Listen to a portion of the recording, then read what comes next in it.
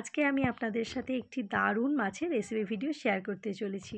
আর এই রেসিপিটি তৈরির জন্য যে সমস্ত উপকরণগুলো লাগবে সেগুলোই আপনাদের সাথে শেয়ার করে নিচ্ছি। গোটা জিরে, শুকনো লঙ্কা, মেথি, 2 রকমের সর্ষে, এইদিকে তেঁতুলের পাল ভেজানো আছে জলে, এইদিকে 5 ফোড়ন, হলুদ, লঙ্কার গুঁড়ো, চিনি আর লবণ, আর মাছ তো লাগবেই। আর তার সাথে লাগবে তেল, কারণ মাছটা ভাজার জন্য তেল লাগবে। এইদিকে আমি কড়াইটা গরম করতে বসিয়ে দিয়েছি। এই রেসিপিটির নাম হলো মাছের ঝালটক। এই রেসিপিটি অনেকের কাছে চেনা, আবার অনেকের কাছে অজানা, কারণ আমি অনেক সাইডে শুনেছি এই রেসিপিটা তারা কখনো খাননি। তো যাই হোক, আমি কিভাবে বানাই সেটাই তোমাদের সাথে শেয়ার করছি। এক একজন এক এক রকমভাবে বানান আর কি। তো যাই হোক, এইদিকে দেখো মাছটাকে আর কি কেটে তো ধুয়ে ভালোভাবে রাখার হয়েছে। এবার একটুখানি লবণ আর হলুদ গুঁড়ো আর কি ভালোভাবে মাখিয়ে নেব। আর তার সাথে কিন্তু ওপর দিয়ে একটুখানি তেলও মাখিয়ে নেব। শুনেছি যে তেল দিলে নাকি মাছটা একটু অল্প ফাটে, কিন্তু আমি যাই দিই না কেন আমার সাথে কিন্তু প্রচণ্ড মাছটা ফাটে। মানে এত ফাটে কি বলবো, পুরো আমার হাত মুখ একদম পুরো লাল লাল হয়ে যায় ফোসকাতে। আসলে আমার মাছটা ভাজতেই প্রচণ্ড ভয় লাগে। তো যাই হোক, এইদিকে ভালোভাবে লবণ টবণ সব মাখিয়ে নিয়েছি। এইদিকে দেখো তেলও একটুখানি অ্যাড করে দিলাম। আমি তো প্রথমেই বলেছি অল্প পরিমাণেতে আমি তেলও অ্যাড করব। তো ভালোভাবে এইদিকে মাখানো হয়ে গেছে। আর এইদিকে যেদিকে ওই তেঁতুলের পালটাকে আর কি ভেজানো ছিল, তো সেই তেঁতুলের পালটাও কিন্তু ভালোভাবে এবার বার করে নিতে হবে। আমার কাছে রয়েছে কিন্তু কালো তেঁতুল। যাদের কাছে কাঁচা তেঁতুল থাকবে তারা কিন্তু কাঁচা তেঁতুল দিয়েও এটা খুব ভালো হয় আর কি। তো যাই হোক, ভালোভাবে দেখো পালটাকে বার করে নিচ্ছি। আর একটাও কথা বন্ধুরা, প্লিজ ভিডিওটা কেউ স্কিপ করো না, পুরো ভিডিওটা দেখো। আর যদি ভিডিওটা ভালো লেগে থাকে লাইক কমেন্ট শেয়ার করতে একদম ভুলো না। যারা আজকে আমার ভিডিও প্রথম দেখছো তাদেরকে একটাই কথা বলবো, আমার এই ছোট্ট চ্যানেলটিকে প্লিজ সাবস্ক্রাইব করে পাশে থেকো। এইদিকে দেখো একটা শুকনো তাওয়া নিয়ে নিয়েছি, আর ওতে যে সমস্ত গোটা মশলাগুলো রেখেছিলাম, মানে ওই জিরে, সর্ষে, মেথি, লঙ্কা, 2 রকমের সর্ষে ছিল, তো এইগুলো আর কি ভালোভাবে আর কি ভেজে নেব।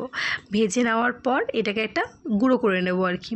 এই ভাজাটা যদি এই টক জাতীয় জিনিসের উপর দেওয়া হয় না, তো ভাজা মশলার একটা অপূর্ব একটা গন্ধ আসে, আর খেতেও কিন্তু খুব ভালো লাগে। এইদিকে দেখো কড়াইয়ে তেল কিন্তু একদম গরম হয়ে গেছে। আমি একটা একটা করে মাছ আর কি ছেড়ে দিচ্ছি। আর বললামই তো এই মাছটা প্রচণ্ড ফাটে। আসলে এই চোখগুলো মোটা মোটা তো মাছের, তো এত পরিমাণে ফাটে। আর একটা কথা বন্ধুরা, আমি কিন্তু এই মাছের নাম জানিনি কখনোই আর কি। আমি বিয়ের আগে এই মাছটা খাইনি। আমি এই ব্যাঙ্গালোর আসার পর আর কি এই 2বার হলো মাছটা খাচ্ছি। তো বেশ ভালোই লাগে মাছটা খেতে, কিন্তু আমি নামটা জানি না। তো তোমাদের যদি এই মাছটার নাম জেনে থাকো আর কি, আমায় প্লিজ কমেন্ট সেকশনে জানিও। আর তোমরা প্লিজ আমাকে মিষ্টি মিষ্টি কমেন্টগুলো করো, কারণ তোমাদের এই কমেন্টগুলো পড়তে আমার খুবই ভালো লাগে। আর এভাবেই পাশে থেকো। তো যাই হোক, দেখো মাছগুলো কিন্তু ভালোভাবে ভেজে নিচ্ছি। আর এই মাছটা একটু ভালোভাবে না ভাজলে না ভিতরটা কীরকম একটা আর কি গন্ধ আসে, তার জন্য আর কি ভালো করে ভেজে নেওয়া আর কি। তো দেখো একটু টাইম নিয়ে ভাজছি। আর এইদিকে যে মশলাটা আর কি ভাজতে দিয়েছি আর কি, তো এই মশলাটাকেও ভালোভাবে নেড়ে চেড়ে নিচ্ছি। আবার বেশি যদি পরিমাণে জ্বলে যায় মশলাটা, মানে বেশি ভাজা হয়ে যায়, তাহলে কিন্তু ভালো লাগবে না, কীরকম একটা আর কি স্মেলটা অন্যরকম আসে আর কি। তার জন্য আঁচটাকে অনেকটা কমিয়ে দিয়ে হালকা হালকা করে আর কি ওই গোটা মশলাগুলো ভাজছি। আর এইদিকে মাছগুলো এক পিঠ হয়ে গেছে বলে উল্টিয়ে পাল্টিয়ে দিচ্ছি, যাতে আর কি ভালোভাবে মাছটা ভাজা হয়ে যায়। তো তোমরা জানিও আমাকে এই মাছটা কে কে খেয়েছো, আদৌ কেউ খেয়েছো কি না। সত্যি কথা বলতে দেখতে পেলে কত জোরে আর কি তেলটা ফুটলো, পুরো আমার হাতে এসে এখানে লেগেছে। কারণ এই মাছটা জানি না আমি কিসের জন্য, তার জন্য আমার মাছ ভাজতে একদম ভালো লাগে না, যে এত পরিমাণে মাছটা ফাটে। আর আমার এই মাছ ভাজাকেই ভয়। যাই হোক, দেখতেই পাচ্ছ কত দূর থেকে ক্যামেরা করছি, আর মাছটাকেও আর কি কত আস্তে আস্তে তুলছি যাতে না ফাটে বলে। কারণ 2বার ফাটা খেয়েছি, মানে পুরো হাত আর কি আমার তেলে এমন করে ফোসকা পড়ে গেছে আর কি। তো যাই হোক, এইদিকে মাছগুলো যেহেতু ভাজা হয়ে গেছে, তো এই মাছগুলো ভালোভাবে তুলে নিচ্ছি। তারপরে আরও কিছুটা মাছ আছে, সেই মাছগুলোও কিন্তু ভেজে নেব। ঝালটাও কিন্তু অনেকে কাঁচা মাছ দিয়েও করেন, সেটাও আর কি বেশ ভালো লাগে। আমার শাশুড়িমা করেন কাঁচা মাছের, তো সেটাও কিন্তু খেতে খুব ভালো লাগে। কিন্তু ওই মাছ না একটু হালকা আঁচটে গন্ধটা থাকে বলে আর কি হালকা করে ভেজে নেওয়া। তো যাই হোক, বাদ বাকি যে মাছগুলো ছিল সেগুলো কিন্তু ভাজতে দিয়েছি। আর ওই দিকে কিন্তু আমার যে মশলাটা আর কি ভাজতে দিয়েছিলাম, ওই জিরে, মেথি, তারপরে হলুদ, সর্ষে, কালো সর্ষে, লঙ্কা, ওগুলো কিন্তু ভালো করে ভাজা হয়ে গেছে। আর বেশি ভাজবো না, কারণ এর চেয়ে বেশি ভাজলে বললামই তো স্মেলটা একটু অন্যরকম হয়ে যায়। তো যাই হোক, এই মশলাটা দেখো মিক্সির জারে নিয়ে নিয়েছি। এবার একটু ভালো করে গুঁড়িয়ে নিতে হবে, কারণ এটাই আর কি মেইন আর কি মশলা আর কি এই ঝাল টক রেসিপিতে। এটা না দিলে ঠিক একদম জমবে না আর কি। তো যাই হোক, অনেকেও কিন্তু আদা বাটাও দেন মাছের ঝোলে, আমি দেখেছি আমার মা দেয় আর কি আদা বাটা সদ্য, কিন্তু আমি দিই না আদা বাটা, কারণ আমার ভালো লাগে না। এই মশলাটা দিলেই মনে হয় যে অন্য কিছুর আর কি প্রয়োজন হয় না। তো যাই হোক, আমার গুঁড়ো করে নিচ্ছি আর কি। আমার মোটামুটি ওই মশলাটা গুঁড়ো করা হয়ে গেছে। তো আর কিছুই না, যেহেতু এই মাছ ভাজতে যতক্ষণ টাইম লাগে আর এই মশলাটা গুঁড়ো করতে যতটা টাইম লাগে, আর এই রান্নাটা তো হতে একদমই বেশি টাইম লাগে না। তো দেখো মাছগুলো কিন্তু আমার ভেজে একদম তোলা হয়ে গেছে। এবার করব গ্রেভিটা বানাবো। তো তার জন্য তো কড়াইয়ে ওই মাছের তেলটাই আর কি রেখে দিয়েছি, অনেকটা তুলে রেখেছি, আর যতটুকু দরকার রান্নাতে ততটুকু আর কি দিয়ে রেখেছি। ওপরে 2টো শুকনো লঙ্কা আর 5 ফোড়নটা দিয়ে দিলাম। আর এবার দেবো আর কি ওই তেঁতুলের পালটা, যেটা আর কি ভিজিয়ে রেখেছিলাম, সেই পালটা আর কি দিয়ে দিলাম। যারা যে হিসাবে টক পছন্দ করেন তারা ততটুকুই পরিমাণেই আর কি তেঁতুল দেবেন।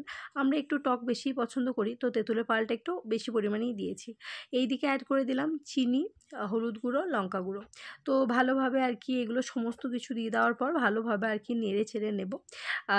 কেউ কেউ কিন্তু আদাও দেন এই টাইমে আর কি, আদা কুচিয়ে বা আদা কুঁড়ে আদা দিলেও ভালো লাগে, কারণ ঝাল টকে আদার ফ্লেভারটাও খুব ভালো লাগে।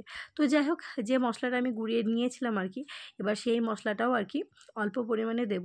কারণ সবাই জানেন যে জিরে গুঁড়ো, ভাজা জিরে গুঁড়ো, মেথি গুঁড়োর স্মেলটা এই টক জাতীয় জিনিসে দিলে কিন্তু খুব ভালো আসে। তো এবার জলও আমি অ্যাড করে দিয়েছি কিছুটা পরিমাণে, মানে যতটা দরকার আর কি। এবার দিয়ে দিচ্ছি এই মাছগুলো, একটা একটা করে মাছগুলো দিয়ে দেবো, কারণ এটা তো হতে বেশিক্ষণ টাইম লাগবে না। ওই 6-7 মিনিট মতো ফোটাবো, কারণ এই মাছের যে টক মিষ্টি মানে ঝাল যে ফ্লেভারটা মাছের ভেতরে ঢুকে গেলেই বাস এটা বন্ধ হয়ে যাবে। কারণ এটা করতে না, মানে এই রান্নাটা করতে খুব বেশি পরিমাণে টাইম লাগে না, প্রচণ্ড অল্প পরিমাণে টাইম লাগে। তো দেখো আমার কিন্তু দেওয়া হয়ে গেছে সমস্ত মাছ, আর জলটা কিন্তু নির্দিষ্ট পরিমাণে আমি ব্যবহার করেছি। অতিরিক্ত বেশি পরিমাণেও জল দিইনি, অতিরিক্ত কম পরিমাণে জল দিইনি।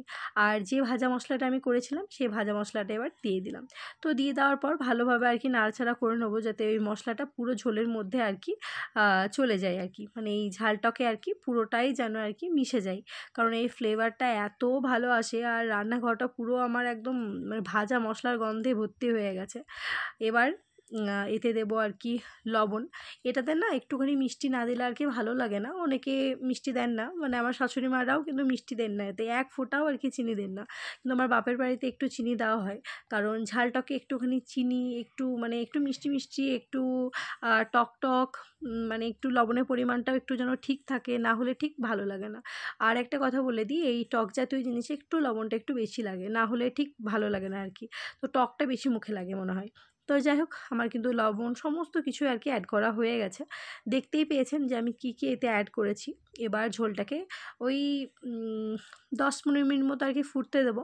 যখনই আর কি ঝোলটা আর কি গা মাখা হয়ে যাবে, দেখতেই পাচ্ছেন যে অনেকটা পরিমাণে কিন্তু জলটা শুকিয়ে এসছে। তো বেশি পরিমাণে শুকাবো না। আর আমি কিন্তু ওর উপরে 3-4টে কাঁচা লঙ্কাও আর কি চিড়ে দিয়ে দিয়েছিলাম, সেটা দেখাতে ভুলে গেছি। তো যাই হোক, এবার বন্ধ করে দিয়েছি, কারণ আমার পুরো রান্নাটা রেডি হয়ে গেছে। এবার একটা বাটিতে ওই ঝালটকটা ঢেলে নিলাম। তো এবার দেখুন পুরোপুরি কিন্তু আমার রেডি হয়ে গেছে ঝালটক। আর কেমন লাগলো এই আমার ঝালটকের রেসিপিটা অবশ্যই আপনারা কমেন্ট করে জানাবেন। সত্যি বলছি বন্ধুরা, এটা খেতে অসাধারণ হয়, আর গরম ভাতে কিন্তু দারুণ লাগে। যারা এই ঝালটক রেসিপিটা এখনও অবধি কোনো দিনও খাননি, অবশ্যই সকলকে বলছি একবার অন্তত রান্না করে দেখতে পারেন। এই টকটা দিয়ে কিন্তু ভাতটা খেতে অপূর্ব লাগে আর কি, মানে দারুণ স্বাদ হয় আর কি। যারা একটু টকটা কম খান তারা ওই তেঁতুলের পরিমাণটা একটু অল্প দেবেন। এটা ঠিক পুরোপুরি টক না, ঝাল টক মিষ্টি একটা ফ্লেভার আসবে। যাই হোক, কেমন লাগলো রেসিপিটা অবশ্যই কমেন্ট করে জানাবেন। বাই।